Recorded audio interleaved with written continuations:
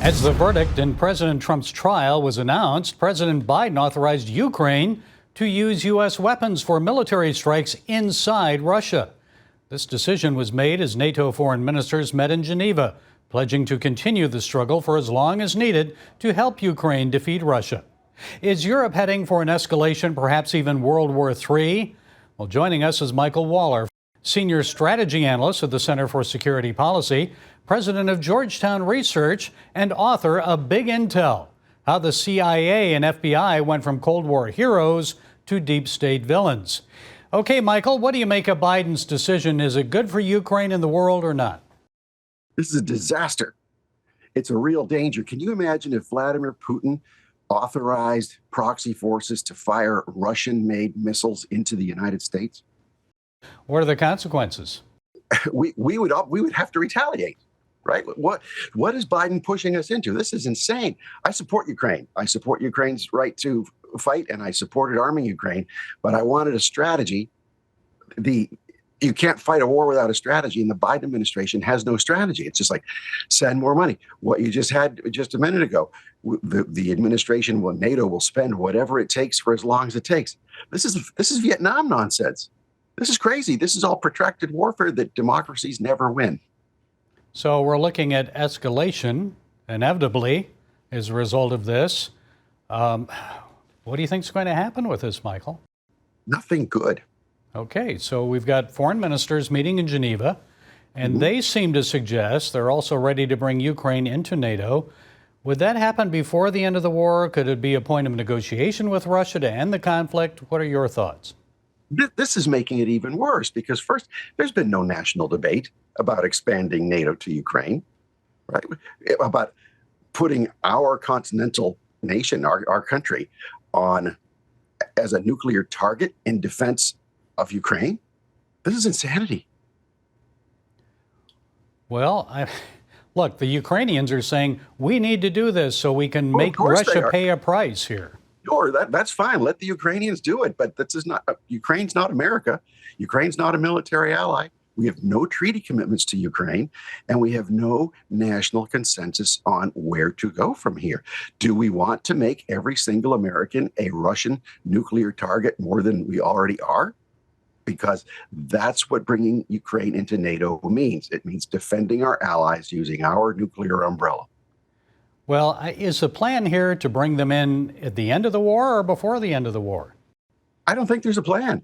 This is all a tail wagging the dog ever since before the Ukrainian invasion. Remember, Biden had no plan to deter Russia from invading. He just wanted to cut and run, right? Just like he did in Afghanistan. He wanted to pull out the American embassy. He tried to get Zelensky's government to flee his capital and turn Kiev into a free fire zone because the United States, the CIA of all places, came up with the information that Russia would conquer Kiev in 3 or 4 days. And Zelensky fooled everybody by saying, I don't need a plane ticket out of here. I'm going to stay and fight. And God bless him. He's put up a great fight. But Ukraine is not the United States. And Ukraine is not part of our vital strategic interests like, say, the Mexican border is. There's nothing in this for us at all. It's a terrible danger. How did this get to this point? I know a lot of CIA analysts, and they've been wrong for years. They didn't predict the end of the Soviet Union. They didn't predict the Soviet collapse. A lot of friends of CBN did. I remember Pat Robertson did. I remember a lot of people on CBN years ago were predicting what the CIA did not predict. So they've been wrong time and time and time again on big, huge issues. So I wouldn't trust their analysis. Not to mention weapons of mass destruction in Iraq, right?